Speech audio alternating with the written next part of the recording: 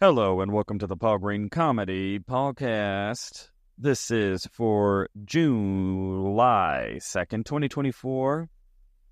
That would make this episode 216 of my daily podcast. Stand-up comedian and actor Paul Green coming to you, sharing my journey as a performer and as a dreamer. And let's catch you up. So this weekend I have two very exciting gigs that I am looking forward to. I will be performing with Clean Comedy USA, produced by a great comedy producer. His name is Randy. And a little history lesson, because we all love Paul Green's history. So when I first started doing stand-up in 2014, I started out in a stand-up comedy class taught by a gentleman named Tony. And I had done a student showcase with Tony as part of his class. He would do a showcase or whatever. And he and Randy sort of would partner up. And so Randy came out and saw one of my shows very early on. It had to be very early, within the first 6-8 months or so of me doing stand-up comedy. And he actually invited me to come out and host the Clean Comedy USA show back in 2014 when I was a newbie. And I just remember being very nervous, very underprepared. I barely had 5 to 7 minutes of stand-up comedy at that time. And, but Randy saw something. Kind of the interesting thing about touting yourself as a clean comic is clean comedy producers, they care about clean first and funny second. And that's not an indictment. It's just the reality of their brand. Now, obviously, they want both, and there are plenty of comics who can be both. But what I mean by that is, it doesn't matter.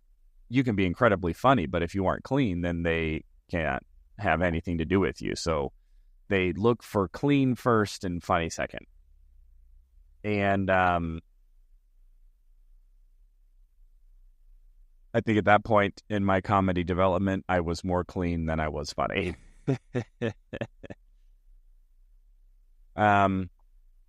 So I met Randy way back then, and I think I did a couple gigs for him.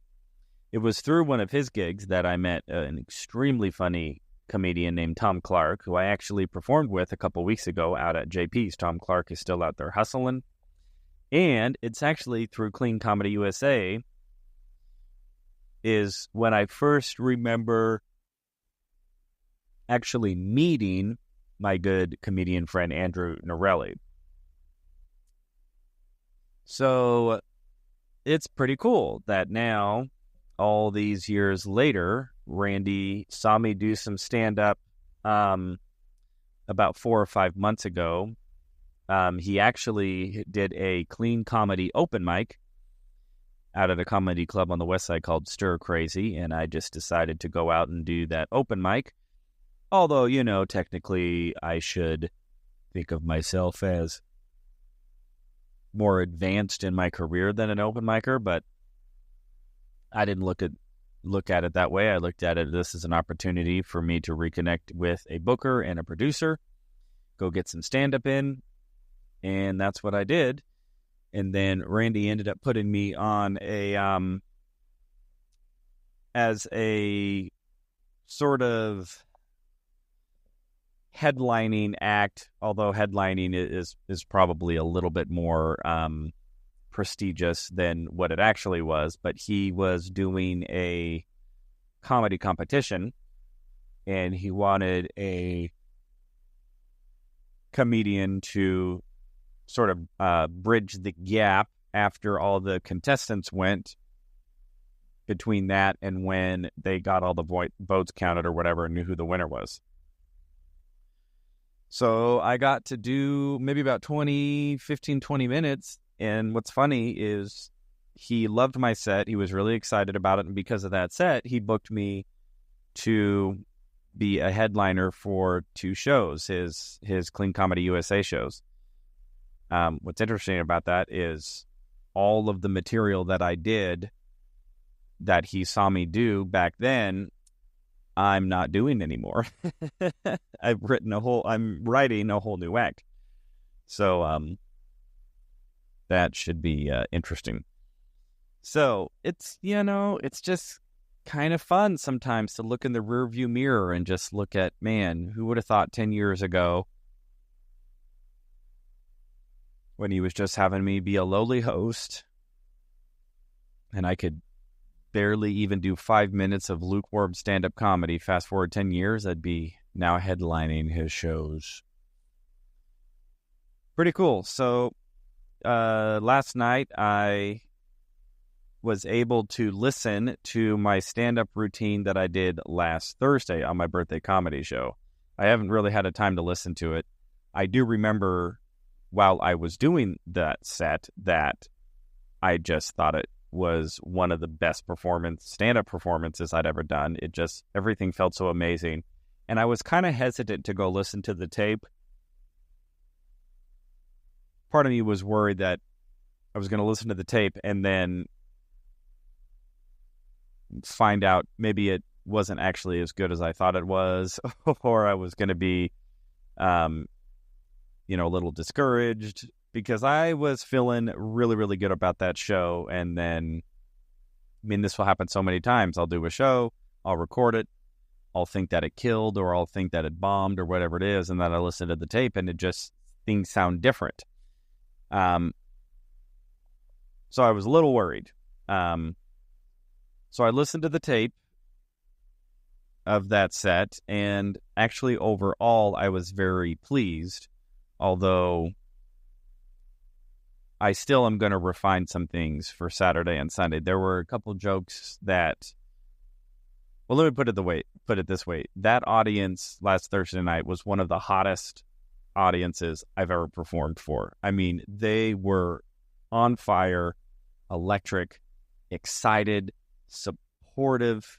They laughed hard and they laughed loud, and they weren't shy. They weren't heckling. It was just incredible. It was an incredible audience. So when I went back and listened to the audio, if they didn't laugh, I am then because of that audience, then I'm 100% sure that it's on me, right? So I went back and listened, and I could tell which jokes didn't quite get as big a laugh from that audience. And so it became a pretty good litmus test to go, okay, they were willing to laugh so hard at everything that I said, and yet some jokes, some punchlines, some ideas didn't quite get as big a response as others. So something that I just sort of took a note of. I took notes of the show, and now I've started to build what I want my set list to be this weekend, and just making those decisions in terms of what jokes to exclude, what jokes to include, what jokes maybe need a little tweaking, what tags maybe don't work, stuff like that. So that is ultimately what I was focusing on yesterday. And in addition to that, I had a chance to meet with my social media manager. She's doing a fantastic job, and so much so that I had to sit down with her and did a little conference call with my buddy Josh to talk about having her on board to maybe help with the social media and branding of the Midlife Crisis comedy show. So very excited, lots of momentum, lots of things going. Josh and I actually have a Midlife Crisis comedy show next week, which actually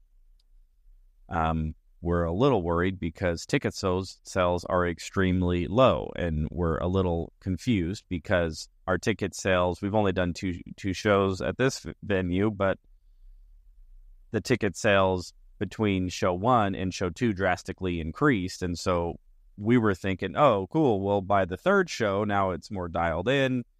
We should be able to sell a heck of a lot more tickets. And it's actually sort of come to a screeching halt.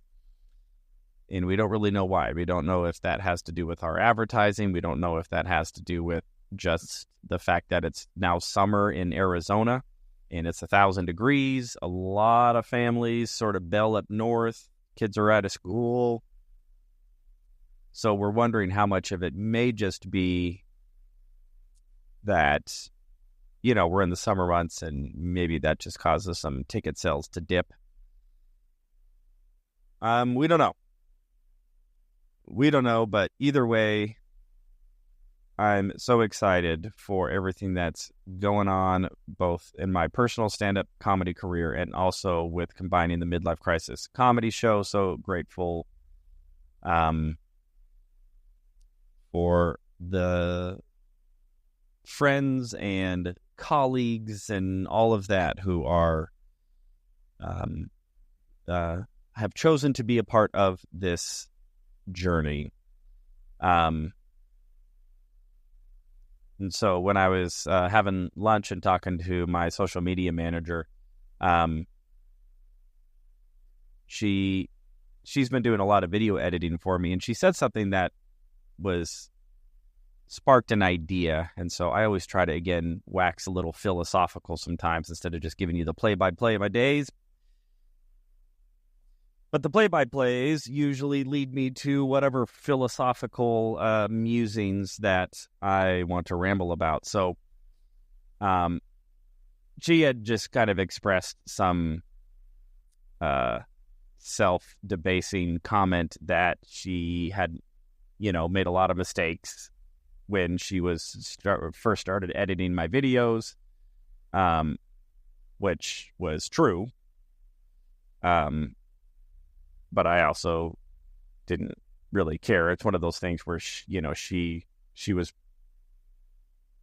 far more self-critical of herself than I was of her. I just know, when we were just first starting to work together, and it just took us, a couple days to sort of get our branding dialed in and the formatting dialed in and the video editing dialed in and all of that stuff. And what I told her was, I have no problem with people who make mistakes. In essence, this is what I said. The reason why I'm working with you is because how much you actually care about me and my brand. Because her consideration and her desire to see me do well is extremely obvious. She's very genuine in her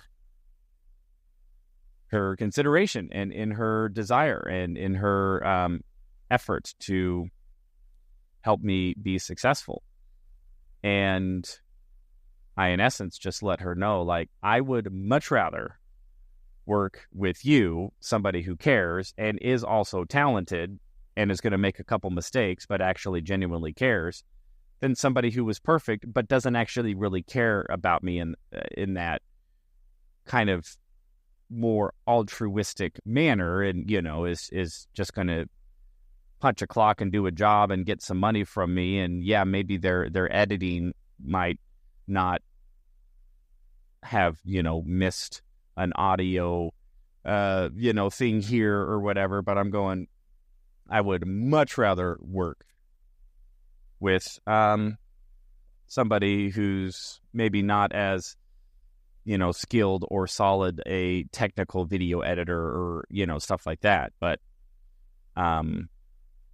she genuinely cares and is very much invested in helping me be successful, and I can feel that, and that's very, very important to me.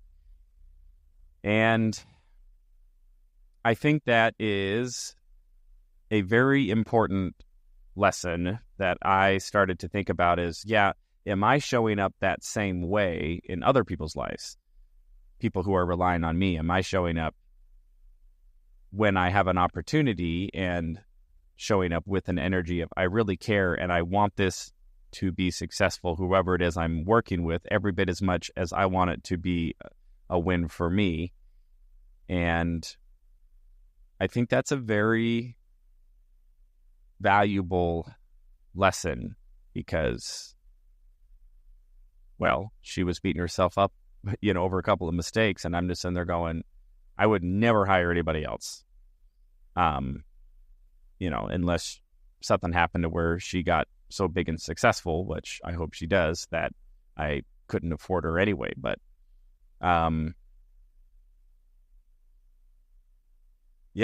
people who have a very genuine heart, are very altruistic, are supportive and genuine, to me, is invaluable. And I'm just grateful that there are people like that in my life who want to be of service and want to contribute and do so and give their time and their energy and their emotions to supporting me. So whatever that means to all of you out there listening, whether that means maybe a little self-examination to see if that's how you're showing up for people, or maybe an opportunity to express some gratitude for the people who do show up like that in your world as you pursue your dreams. So everybody, that is the update for June 2nd, 2024, episode 216. I hope you're all doing well. Your dreams are coming true. You're crushing it out there. And I will check in with all of you tomorrow. Keep chasing those dreams. I love you all so much. Talk to you soon.